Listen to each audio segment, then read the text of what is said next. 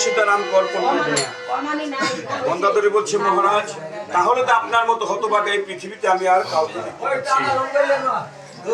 একটু আদা দিয়ে একটু মরিচ দিয়ে একটু লবণ দিবা ওই বিজলকে আদা মরিচ দে আর লবণ দে ও বাটা মাছ বলে দিচ্ছে আদা লবণটা দিবি মরিচ দিয়ে কি করবে আদা আদা তো দিতা দিচ্ছে না মরিচ আর দিচ্ছে মরিচ দিয়ে কি করবে কি করে দেখা যায় বলা আইলো কম বাটি দাও আদা লবণ দিলি কলা আই দিদি পাউটাই লোক শুরু করে আদা গান কাইতে থাকে না মন্দাদরি বলছে প্রভু, তাহলে তো আপনার মতো হতভাগা এই পৃথিবীতে আমি আর কাউকে দেখতে পাচ্ছি না।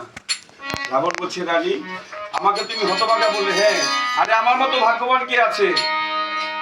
আপনি ভাগ্যবান বলছেন? হ্যাঁ বলছি। তাহলে বলুন কিভাবে আপনি ভাগ্যবান?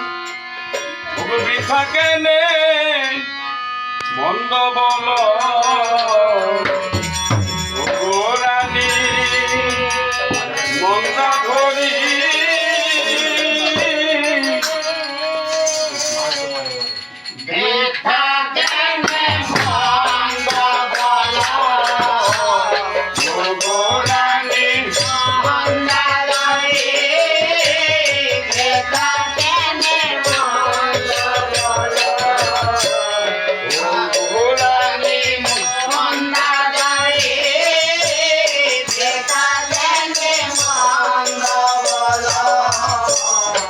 আমার শোক বনে লক্ষ্মী কান্দা দায়ে বান্দা আছেন হরি।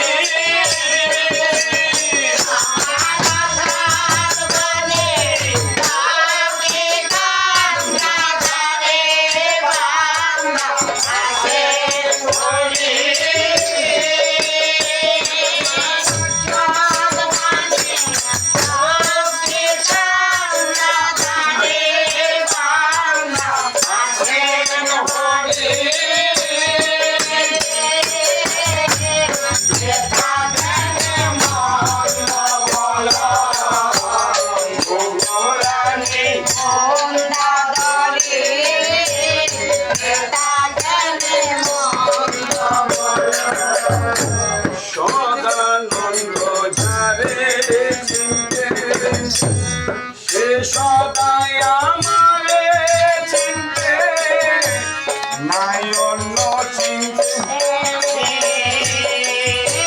সদানন্দ যারে চিনতে, সে সদাই আমারে চিনতে, নাই অন্য চিনতে। রাজা বলছে রানী, সদানন্দ স্বয়ং মহাদেব ভোলানাথ, এই ভোলানাথ যার চিন্তা করে, কার চিন্তা করে? প্রভু শ্রীরামের চিন্তা করে।